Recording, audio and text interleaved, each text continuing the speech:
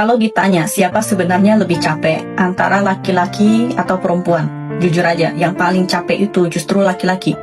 Mungkin banyak perempuan bakal protes, lah, kita ini juga kerja, ngurus anak, ngurus rumah, semua dikerjain. Benar, tapi coba dengar dulu sampai habis, biar kamu paham kenapa laki-laki sering lebih lelah dari yang kelihatan. Seorang pria dari muda sampai tua pikirannya nggak pernah lepas dari keluarga. Setiap hari waktunya habis buat kerja. Uang yang dia hasilkan pun jarang dia pakai buat diri sendiri. Semuanya buat istri, anak, dan rumah.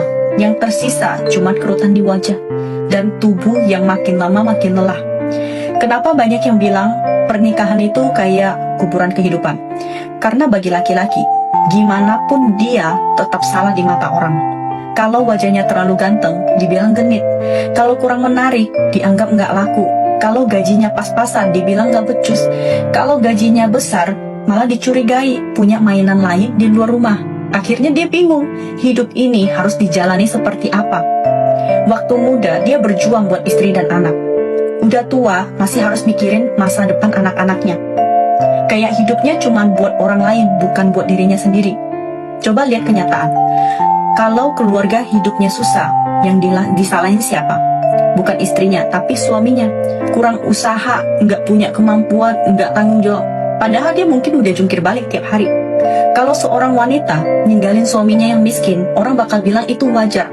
Tapi kalau laki-laki miskin pengen mempertahankan istrinya, orang bakal nanya, emang kamu siapa? Giliran dia sukses, punya uang dan pengen bahagia lagi, langsung dibilang gak setia. Kita sering teriak kesetaraan gender, tapi coba lihat kenyataannya.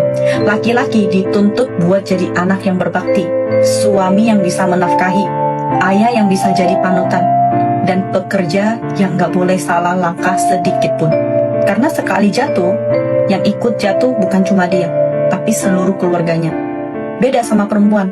Kalau dia memutuskan untuk istirahat di rumah, nggak ada yang nyalain.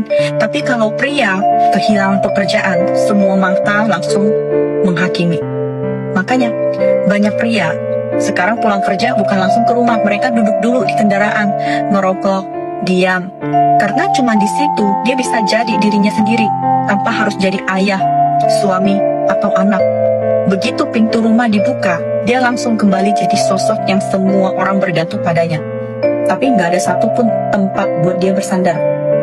Jadi buat para istri, kurangin sedikit keluhan, tambah sedikit pengertian. Dia mungkin nggak selalu romantis, tapi dia capek bukan karena nggak cinta, melainkan karena terlalu banyak menanggung semuanya sendirian. Berilah dia sedikit perhatian dan dukungan. Jangan sampai orang yang diam-diam berjuang untuk kamu akhirnya mati rasa dan berhenti peduli.